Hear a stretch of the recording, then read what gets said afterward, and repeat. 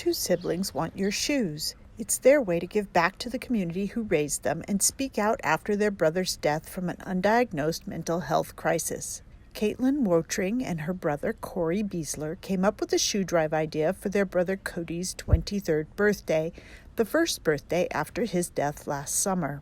A mental health crisis is just as deadly as cancer or an asthma attack, except it's on the inside, says Katelyn. I read something that has really stuck with me, and it said that depression is not a flaw in character, but a flaw in chemistry.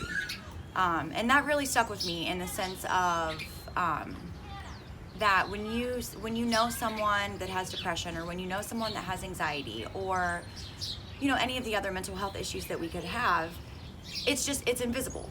So when someone has cancer, or when someone has asthma, you see those effects. You see the hair loss, or you see with asthma the shortness of breath. You see these things, and it's easy to recognize that these things are happening. But when someone is suffering in their brain, it doesn't necessarily manifest in a way that you could look at someone and say, oh, that person is depressed.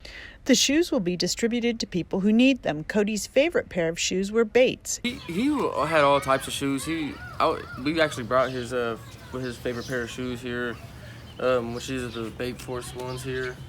What are they called? Bape Force ones. He got these pretty recently. Yeah. But those were something he's been trying to get for a while. He was in all types of shoes though.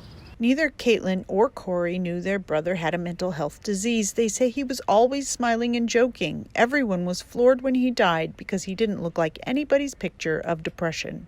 I actually spoke to my brother the morning that this happened, and we spoke on FaceTime. It was all smiles, all laughs, really no signs at all. So I was with my brother almost every day for a real long time. Like, we spent a lot of time together, and it's just something that never even crossed my mind. Like she was saying as well, like, I was one of those people when I first heard it, didn't believe it at all. I was thinking a million different ways of what could have really happened, or what other than what really happened could have happened. So it's just really hard to wrap your head around.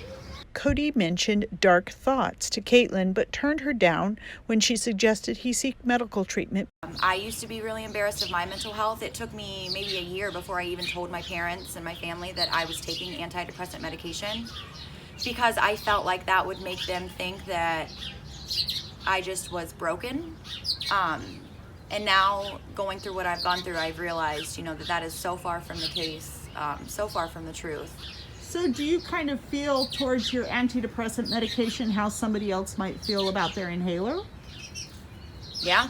If, and there's days, like if I forget to take the medication, I can feel just a sense of just kind of dullness in me, that clearly the medication chemically works on a level that I don't understand, but it works just in the way that chemo works for cancer, or the way that antibiotics work for an infection. Drop off on April 3rd from noon to 3 p.m. on Cosgray Road, Hilliard. If you can't drop off on the day, a donation box will be set up at New Grounds Coffee on Scioto Darby Road. And if you or a friend need mental health help, contact the National Suicide Prevention Line at 1-800-273-8255. For the digital team at NBC4i.com, this is Cynthia Rossi.